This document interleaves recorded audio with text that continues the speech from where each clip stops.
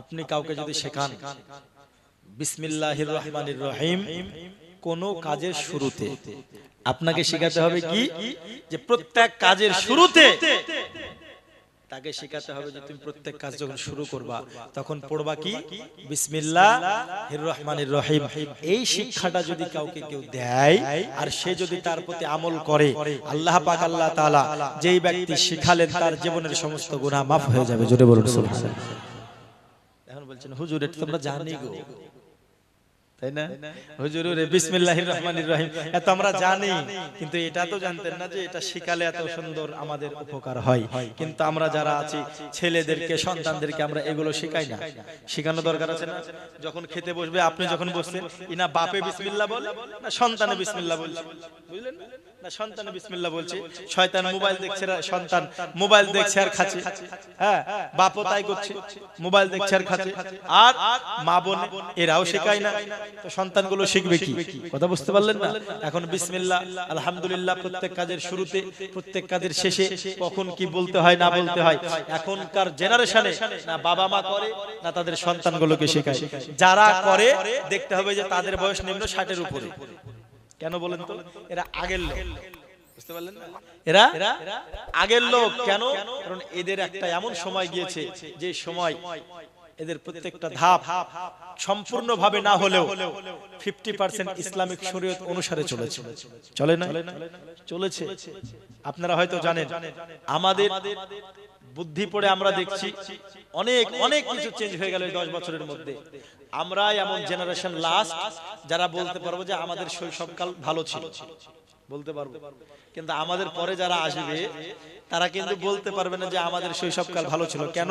কারণ আমাদের পরে আমাদের সন্তান যারা হচ্ছে এদের সময় প্রথম থেকেই মোবাইল টোবাইল ইয়াওয়া হ্যান ত্যান এতেই জড়িত এরা। কথা বুঝতে পারলেন? আর আমাদের সময় কি? আমাদের সময় কত সুন্দর আপনার হাদিস কোরআন, মসজিদে যাওয়া, মক্তবে যাওয়া, কোরআন শরীফ পড়ার একটা যে চাহিদা, একটা নেশা, মক্তবে যাওয়া, গজল পড়া, প্রতিযোগিতা করা, এবং জায়গা জায়গায় আমরা কত সুন্দরভাবে বসেছি, খেলেছি, ঘুরেছি। কিন্তু এখনকার সময় সব আপন আপন ব্যস্ত, ঠিক কিনা? ছোট বাচ্চা এরাও কিন্তু ব্যস্ত, বুঝতে পেরেছেন? এখনকার যারা জেনারেশন এদেরকে সঠিক পথে নিয়ে আসতে হলে পিতামাতাকে বেশি বেশি মেহনত করতে হবে। পিতামাতাকে বেশি বেশি মেহনত করতে হবে। তো যাই হোক, আল্লাহ পাক আল্লাহ তাআলা যেন আমাদের সকলকে মেহনত করার তৌফিক দান করেন। একবার দরুদ শরীফ পড়ি, আল্লাহুম্মা সাল্লি আলা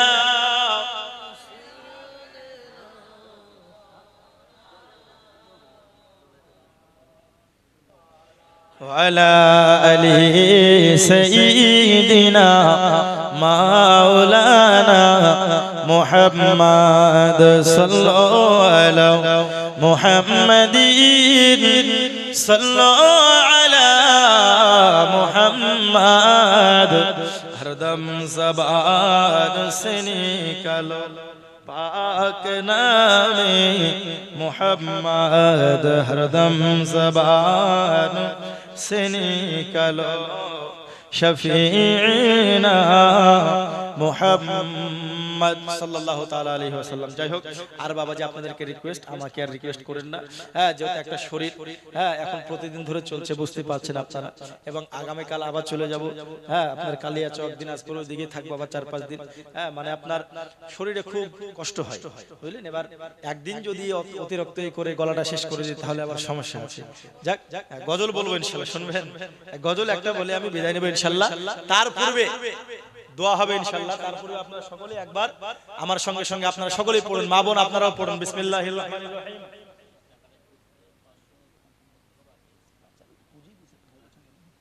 সকলে পড়ুন, বিসমিল্লাহির রহমানির রহিম।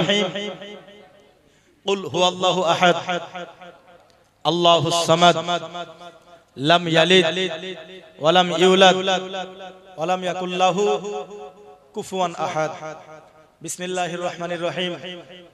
কুল হুয়াল্লাহু আহাদ আল্লাহুস সামাদ লাম ইয়ালিদ ওয়া লাম ইউলাদ ওয়া লাম ইয়াকুল লাহু কুফুয়ান আহাদ। বিসমিল্লাহির রহমানির রহিম। কুল হুয়াল্লাহু আহাদ আল্লাহুস সামাদ লাম ইয়ালিদ ওয়া লাম ইউলাদ ওয়া লাম ইয়াকুল লাহু কুফুয়ান আহাদ। বুখারী শরীফের হাদিস, সূরা ইখলাস কেউ যদি একবার পাঠ করে তো কোরআন শরীফ 10 পারা পড়ার সওয়াব পাওয়া যায়। জোরে বলুন সুবহানাল্লাহ। আর যদি দুইবার কেউ পড়ে তো 20 পারা। কয় পারা? 20 পারা। আমরা পড়লাম কয়বার? 3 বার। তাহলে কত পারা কোরআন শরীফ পড়ার সওয়াব পেলাম? 30 পারা। মানে একখান কোরআন মাজিদ খতম করার সওয়াবের অধিকারী আমরা হলাম। এখন দোয়া হবে, তো দোয়া হওয়ার জন্য আপনার খতম দরকার ছিল।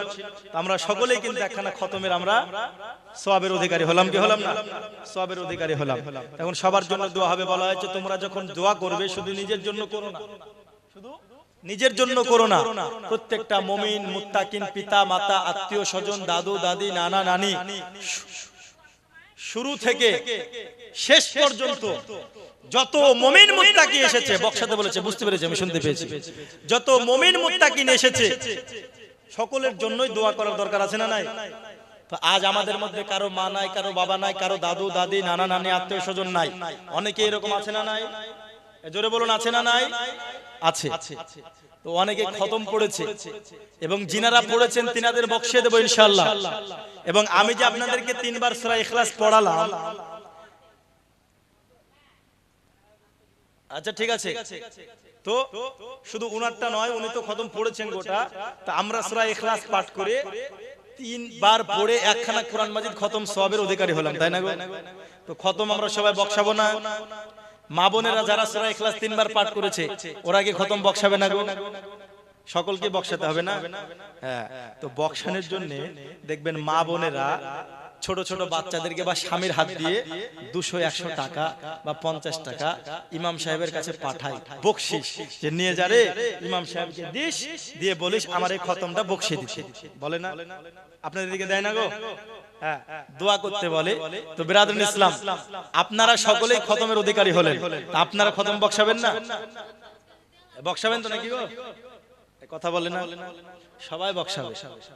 তো খতম বক্সাতে গেলে এমনি এমনি তো আর খতম বক্সানো হবে না, তো একটু বকশিশ তো লাগবে।